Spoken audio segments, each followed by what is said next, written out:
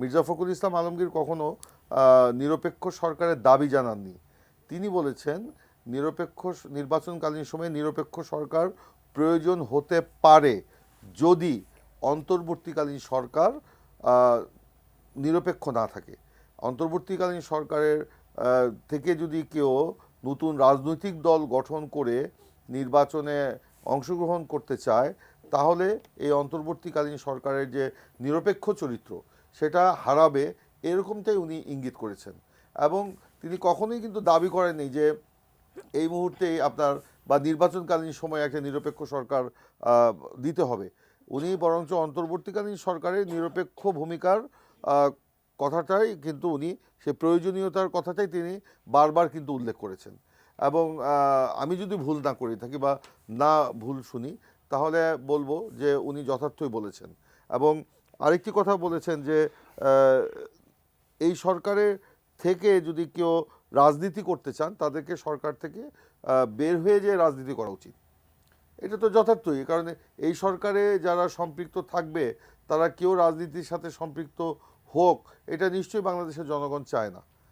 আবার ধরেন আমাদের বৈষম্য বিরোধী ছাত্র আন্দোলনে যারা নেতৃত্ব দিয়েছিলেন তাদের মধ্যে নাহিদ ইসলাম, উনি এখন মাননীয় উপদেষ্টা, তিনি যে বক্তব্য দিয়েছেন সেটাও যদি আমরা দেখি সেখানেও কিন্তু আসলে একটা ভুল বুঝাবুঝির থেকেই উনি মির্জা ফখরুল ইসলাম আলমগীরের বক্তব্যটা কিন্তু সঠিকভাবে অনুধাবন করেন নাই, না করেই কিন্তু উনি একটি স্ট্যাটাস দিয়ে দিয়েছেন।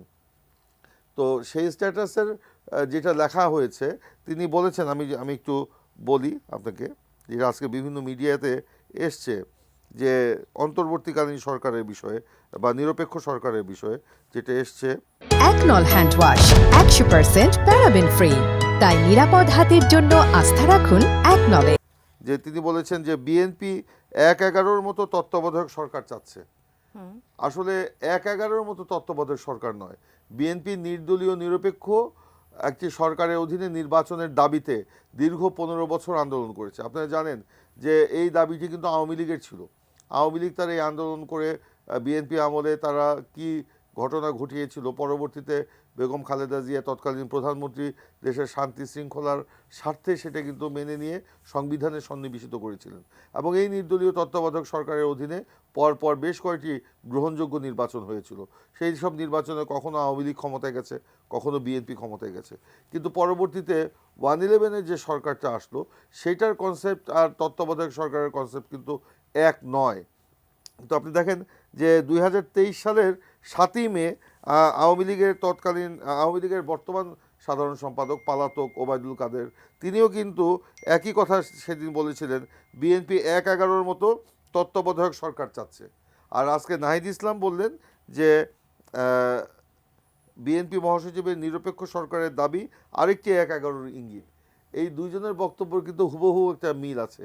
যদিও আমরা মনে করি যে নাহিদ ইসলামের যে বক্তব্য সেটা নিশ্চয়ই ওবায়দুল কাদেরের বক্তব্যের প্রতিধ্বনি না, তারপরেও আমি বলবো যে এই মিল কিন্তু আমরা খুঁজে পাই। তা আমরা বলেছি যে সেই 1-11 সরকার আর তত্ত্বাবধায়ক সরকার তো এক নয়।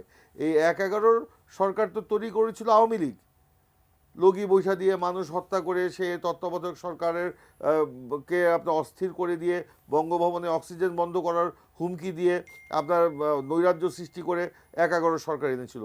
আমরা কিন্তু সেই 1-11 সরকার আনার বিপক্ষে। 1-11 সরকারের সবচেয়ে বেশি ক্ষতি হয়েছে বিএনপির।